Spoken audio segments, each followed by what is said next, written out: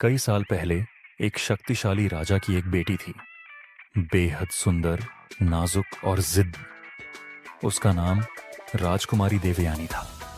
वह शाही वैभव में पली बढ़ी थी, लेकिन उसके भीतर एक अजीब सा आकर्षण था, घोड़ों के प्रति। राजमहल में अनगिनत घोड़े थे, लेकिन राजकुमारी को एक घोड़ा सबसे अधिक प्रिय था, काल सिंह।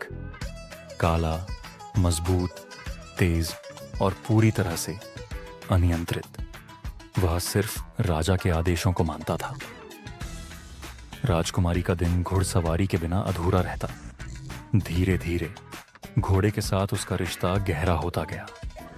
पहले सवारी, फिर घंटों बातें, फिर उसे छूने और सहलाने की आदत। एक दिन राजकुमारी अपने सेवकों से छिपकर अकेले काल सिंह पर बैठकर जंगल चली गई। घना जंगल, अजीब सी शांति। लेकिन अचानक आकाश में घने बादल छा गए और तेज बारिश शुरू हो गई। राजकुमारी घबराई हुई थी, लेकिन घोड़ा स्थिर खड़ा था, मानो वह उसे कोई संदेश दे रहा हो। राजकुमारी की प्यास बढ़ रही थी, लेकिन आसपास कहीं भी पानी नहीं था। तभी उसकी नजर काल सिंह के पसीने से भीगे हुए शरीर पर पड़ी। उसकी चमकती काली त्वचा से पसीने की बूंदें टपक रही थीं। एक क्षण के लिए राजकुमारी को अजीब सा एहसास हुआ, मानो घोड़े से एक अनकही डोरी बंध चुकी हो। धीरे धीरे उसने अपने होंठ उसके गर्म शरीर के पास ले जाए और पहली बार उसके पसीने की नमी को अपने होंठों से छुआ। पसीना नमकीन था, हल्का गर्म, लेकिन उसमें एक अलग ही आसक्ति थी। एक ऐसी प्यास जो पानी नहीं बुझा सकता था। यह सिर्फ पानी की कमी नहीं थी, बल्कि एक कनेक्शन था, एक आदत जो बनने लगी थी। उस दिन के बाद जब भी राजकुमारी घुड़सवारी करती, वह घोड़े के पसीने को महसूस करने लगी। धीरे धीरे यह एक अजीब सी आदत बन गई, एक प्यास जो सिर्फ काल सिंह ही बुझा सकता था।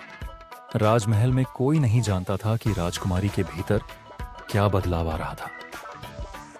वह अब पहले से भी ज्यादा आत्मनिर्भर थी। उसकी आंखों में एक अलग सी चमक थी।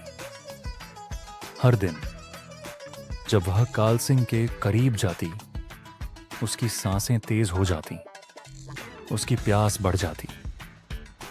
अब पानी की जरूरत नहीं थी, अब जरूरत थी घोड़े की।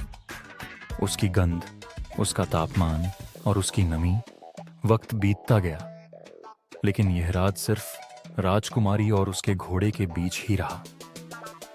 कोई नहीं जान पाया कि घुड़सवारी के पीछे सिर्फ खेल नहीं, बल्कि एक अनकही चाहत थी।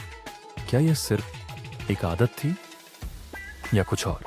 क्या यह सिर्फ एक प्यास थी या एक नई दुनिया का द्वार? कभी कभी जो हम महसूस करते हैं वह सिर्फ जरूरत नहीं, बल्कि एक गहरी जिज्ञासा भी होती है। आप इस कहानी को कैसे समझते हैं? हमें बताएं।